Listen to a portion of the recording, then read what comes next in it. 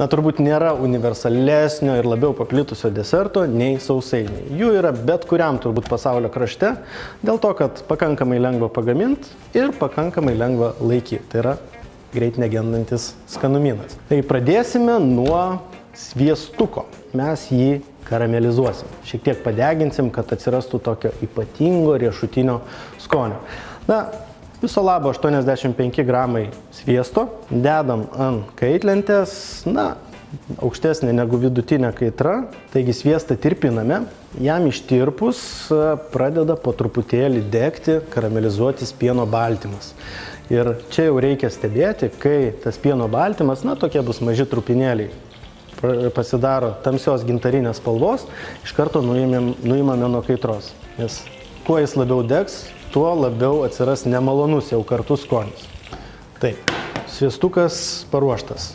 Taigi toliau pasiemam indą, reikėtų, kad jisai būtų bent šiek tiek atsparus karščiui ir supilam sviestuką. Jokių būdų nepaliekam puode tų pasikaramelizavusių dalelių. Ten yra dalis skonio, kuris padarys šituos avižinius sausainius labai gardžius. Ir iš karto įdedam maždaug pusę šaukštelio cinamono. Taigi dedam cinamoną dar į karštą sviestą. Cukrus. Na, bet cukraus sausainiuose ne pro kur. Naudosiu dviejų cukrų kombinaciją. Taigi vienas yra tamsus muskovado cukrus, tai toks lipnus, dar su likusia molasa.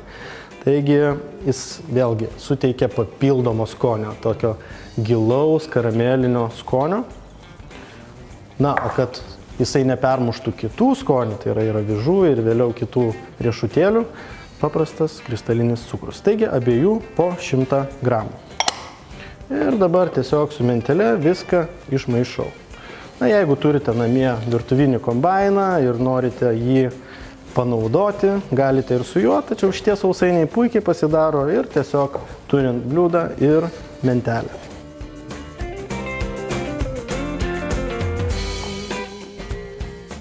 Įpilu aliejaus, dėjom 85 gramus sviesto, kurie suteikia skonį, o aliejus padeda išlikti sausainiams ilgesnį laiką nesudžiūvusiems. Tai yra, jie ilgiau išliks minkšti. Geriausia būtų naudoti neutralaus skonio ir kvapo aliejų ir kiaušinį. Reikės vieno viso kiaušinio ir vieno kiaušinio trynio.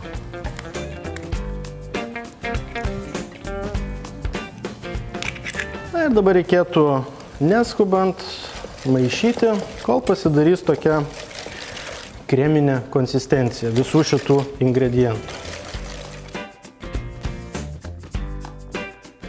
Gavosi toksai kremas ir atėjo miltų eilė. Reikės maždaug 145 gramų miltų, gerų kvietinių miltų ir pusę šaukštelio valgomosios sodos. Kaip ir visuomet rekomenduoju, miltus išsijot, kad neliktų jokių gumuliukų. Ir vėl viską išmaišau, kol gausiu vientisą, tokį vienalytę masę. Atrodo kaip labai gardi karamelė. Na, kokie avižiniai sausainiai be avižų? Avižas rekomenduočiau naudoti viso grūdo. Ne tas greito paruošimo, kur jau būna nuimta lobelė, tačiau tas senas, geras, tokias traiškytas avižas. Reikės 250 gramų. Tuomet uogos. Čia reikėtų rūgštesnių uogų. Na, tarkim, vyšnia, serbentas padžiovintas arba spanguolės. Džiovintas spanguolės prieš dėdamas rekomenduoju užpilti verdančiu vandeniu, palaikyti keletą minučių, nusunkti ir nuspausti. Uogas reikėtų taip atgaivinti tam, kad vėliau kepdamas jos nepasimtų drėgmės iš sausainių, o turėtų jau savo. Tokiu būdu sausainis bus minkštesnis ir šlapesnis. 100 gramų spanguolių. Riešutus galite dėti tuos, kuriuos turite po ranka, arba nusipirkti tuos, kuriuos mėgstate. Aš naudoju praktiškai visur karijų riešutus. Jų reikia nedaug, tačiau suteikia tokį papildomą, ypatingą skonį. Šiek tiek pasmulkinu, kad vėliau geriau išsimaišytų.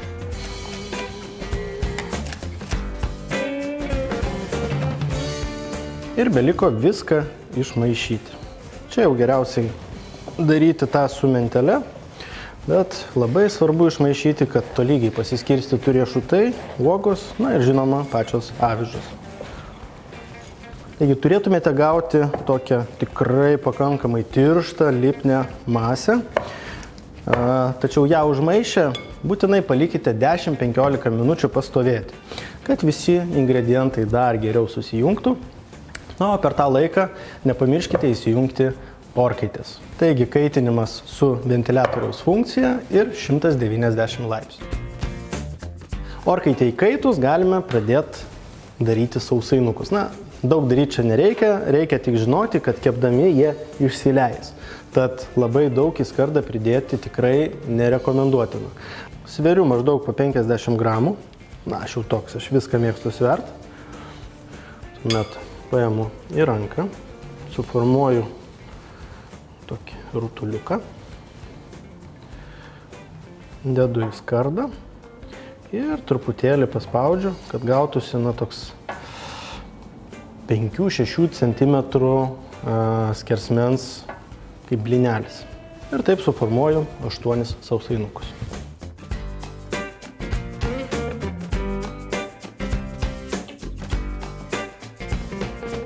Ir sausainukai keliauja į orkaitę. Kepa tikrai neilgai, 8-10 minučių, priklausomai nuo jūsų orkaitės.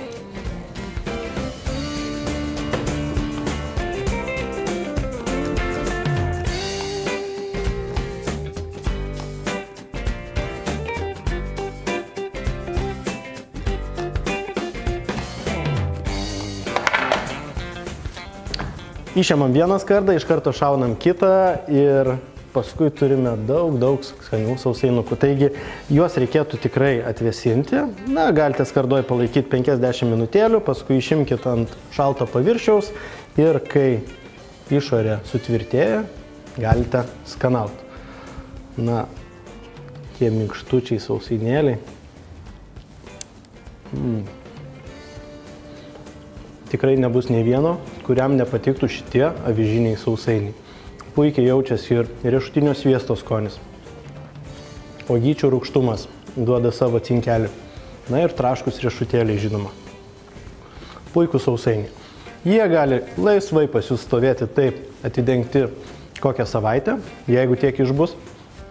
Arba galite įdėti į, sakykime, popierinį maišelį ir pasidėti kur nors tamsioj, vėsioj vietoj, kur niekas nerastų, tik tais jūs. Taigi, kaip pasigaminti šios dienos receptus, jūs sužinosite užsukę į mūsų puslapį gardugardu.lt. Kaip visuomet norėčiau padėkoti mūsų rėmėjams, Kėdainių konservams bei Electrolux. Nepamirškite mūsų aplankyti socialiniuose tinkluose, užsukite į YouTube platformą, ten rasite mūsų visų praėjusių laidų pakartojimus. Na, o su jumis pasimatysime jau kitą šeštadienį per TV3. Iki!